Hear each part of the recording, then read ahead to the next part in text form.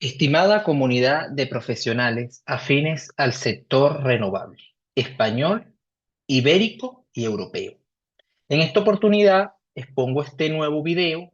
en materia de generación renovable, especialmente fotovoltaica y solar,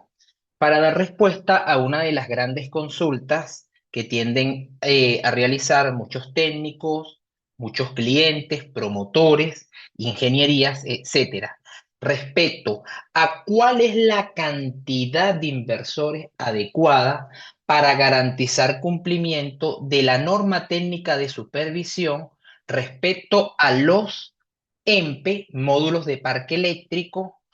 y referencialmente a los ENGE, módulos de generación de electricidad, en conformidad con el Reglamento Europeo 2016-631, en su versión 2.1.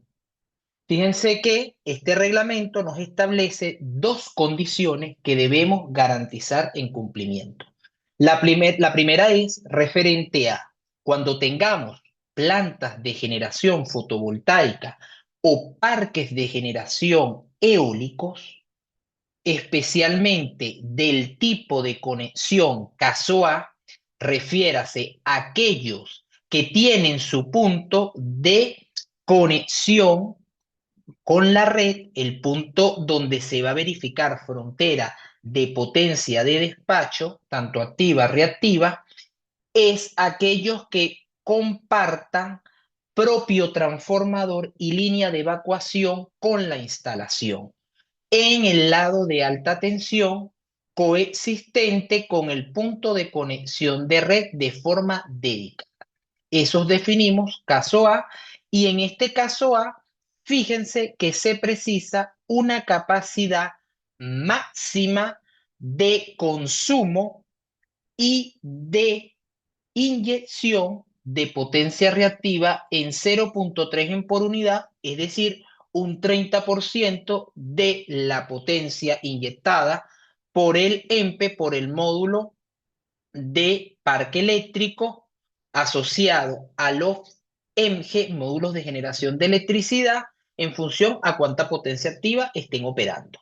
Si es el 100%, sería un 30% en base a ese 100%. Si es un 20%, sería un 30% en base a ese 20%, básicamente. Fíjense que esa condición está establecida en la tabla número 20 de la NTS 2.1, versión 2.1, en función al nivel de tensión que se considere en barra de central. Y fíjense que la barra de central está aguas arriba a la línea de evacuación y al transformador elevador, porque la planta no comparte su transformador principal y su línea con otras plantas. En caso contrario, las que son caso B van a ser aquellas que se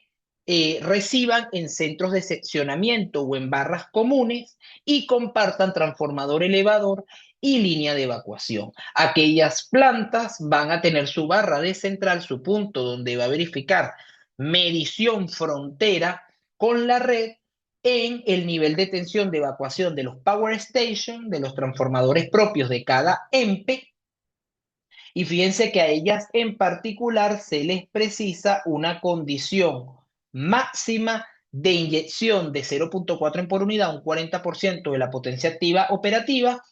y en condición mínima se pide como máximo, en condición mínima no, en condición de consumo de absorción se pide como máximo 0,3 en por unidad. Fíjense que es muy interesante porque nosotros podemos tener básicamente condiciones donde tengamos un núcleo, en este caso, de evacuación con la red. Voy a un momento a generar, podemos tener una red equivalente que para nosotros va a ser el punto de conexión con la red en su PCR, en el cual podemos tener una subestación nodal principal. En esa subestación nodal principal podemos tener transformadores que estén asociados a plantas, básicamente tipo caso A, donde tanto el transformador como las líneas de evacuación son propias de esta planta, o podemos tener el caso B, donde se comparten básicamente múltiples plantas y bajo esas condiciones donde tenemos múltiples plantas en un caso B, tanto el transformador como las líneas de evacuación van a ser compartidas entre ellas y por ende se precisa tener un incremento más de potencia reactiva en el orden de 0,4 en por unidad respecto al caso A que esté en el orden de 0,3 en por unidad. Aquí tendremos entre más líneas, entre más transformadores compartidos, tendremos mayor pérdidas, digamos, en potencia reactiva. Por eso lo importante primero de discriminar en qué condición estamos.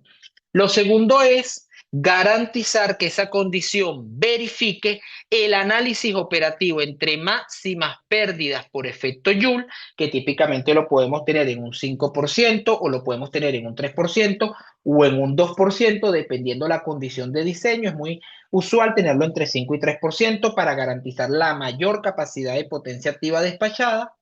y la condición de regulación que va a depender si mi transformador tiene cambiador de toma automático o LTC, online, tap changer, o tiene un DTC, un cambiador de tomas en vacío. Fíjense que esa condición del cambiador automático mejora las características de voltajes visto en barra de central, ya sea la barra de central en su estación nodal para el caso A o la barra de central en el centro de seccionamiento para el caso B. Al mejorar esas condiciones, nosotros garantizamos menos relación de pérdidas en reactiva. ¿Cuáles serían las condiciones a evaluar? Debemos tener cuánto es la potencia declarada en el POI, en el punto, digamos, de evacuación con red, que va a depender del tipo de caso, la potencia instalada en AC a factor de potencia 1. Fíjense que aquí tenemos un caso muy usual, 120 megavatios, 128 megavatios en condición AC, 150 megavatios en potencia DC, en módulos, potencia pico, relación ratio de la potencia DC a la potencia C que buscamos por industrias que sea menos de un 20%, tenemos 1,17. Debemos indicar cuál es la temperatura de diseño de nuestra planta. Esto es fundamental porque en función a los fabricantes, fíjense por lo menos un ejemplo, el famoso inversor de Huawei, el SON 2330 KTL H1, en función a su potencia nominal de 330 kilovatios, que lo vamos a tener a qué temperatura. A típicamente lo tendríamos a 30 grados. Fíjense que eso es una potencia constante a temperaturas menores y a medida que va incrementando la temperatura, la electrónica se ve afectada por el calor, va a haber un derating de esa potencia y debemos trabajar a la potencia que sea correlativa a la temperatura de diseño de la planta. Y esa temperatura de diseño es la que hemos considerado en los PTA y en las habilitaciones de los expedientes para poder obtener los permisos de conexión y acceso. Si nosotros establecemos aquí una temperatura mucho mayor a la de diseño, es una condición mucho más desfavorable que garantiza cumplimiento, pero que se repercute en dinero porque vamos a necesitar más inversores. Si consideramos una temperatura menor a la de diseño, es una condición más favorable y que se desvirtúa de la realidad operativa de la planta y no va a poder cumplir con la habilitación y las certificaciones de las simulaciones complementarias, especialmente los apartados 5,7, que es capacidad de requerimiento de potencia activa en análisis estacionario, básicamente. Y esto es importante a tener en cuenta. En ese caso y en esa particularidad principal, fíjense que nosotros tenemos lo que es el derating de potencia que se tiene en cada uno de estos puntos. Para este caso en particular, tenemos una temperatura de diseño de 40 grados. Fíjense que este inversor a 40 grados del nominal de 330 se reduce a 300 kilovatios. Al nosotros colocar esa temperatura, básicamente el factor de derating que estaremos hablando sería básicamente considerar los 300 kilovatios entre los 330 nominales. Estaríamos hablando en grandes rasgos de una potencia que verificaría básicamente un factor de D-rating de 0,91 con una potencia de salida de 300 a una nominal de 330. Hay inversores de otros fabricantes que esta relación nos las dan en curva en función a la condición en por unidad de la potencia que se esté trabajando y a la temperatura que se considere para saber en potencia aparente cuánto va a estar trabajando el inversor. Y finalmente también vamos a tener esta condición en función a la tensión DC para el punto máximo de potencia de trabajo. Entonces aquí ya con la potencia aparente podemos extraer a factor de potencia la potencia reactiva. Otros fabricantes, fíjense que este es el caso del fabricante TBEA y otros fabricantes como Ingetin en el modelo que ellos tienen especialmente, que es el inversor Ingecon Sun Power V-Series, establecen este D-rating en función de la corriente de salida del inversor a la condición nominal respecto al D-rating por temperatura de diseño o de trabajo. Y al tener nosotros esta condición, establecemos si la planta se conecta en condición A o en condición B. Fíjense cómo cambia el requerimiento de reactivo. Indicamos básicamente en función a esto cuánto es el requerimiento de factor de potencia, esa potencia reactiva que se precise.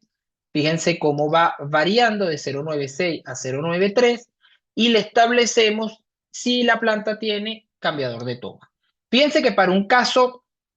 A, bajo esta condición, y que la planta no tenga cambiador de toma con un factor de potencia 5, al no tener cambiador de toma, el espectro de regulación de voltaje tiene que ser mayor a 0,9 por unidad como mínimo en condición operativa adecuada, en función a lo que establece el procedimiento operativo 12.2 y 7.4, se tiene que la planta a una potencia de diseño de 120 megas va a tener que requerir en el POI 36 megabar, de lo cual se va a obtener una potencia aparente de unos 139,24 MVAs al factor de potencia requerido y una cantidad de inversores de 464. Fíjense que si yo reduzco las pérdidas, la cantidad de inversores es muy poco, lo que pueda variar, básicamente invariable, esto es un tema de decimales, porque esto afecta es a la condición de potencia activa, pero hay puntos donde estamos en el margen de inflexión. Si yo acá esto le agrego factor de potencia, no, disculpen, le agrego un cambiador de tomas automático, vean cómo se reduce básicamente de unos 464 pasamos a unos 440, 24 inversores menos. ¿Qué pasa si nosotros estamos en un caso B? Fíjense que ya en un caso B se incrementa a 454 de 440, 14 inversores más, y si no tuviésemos cambiador de toma automático, estaríamos hablando básicamente de pasar de 464 a 479 inversores. Y esto nos permite tener una cantidad de inversores globales que se tengan que acondicionar en un layout de un proyecto para manejar el CAPEX total de la planta, poder garantizar en fase inicial de diseño el cumplimiento de capacidad de requerimiento de potencia reactiva al momento de que cuando se realice el estudio de capacidad reactiva, el 5.7 del NTS 2.1, se garantice el adecuado cumplimiento. Bueno, estimada comunidad de profesionales afines al sector renovable ibérico, ha sido un placer mostrar en forma breve y acotada, pero con contenido de nivel, la capacidad y el requerimiento de potencia reactiva en plantas y la cantidad de inversores precisados. Muchas gracias.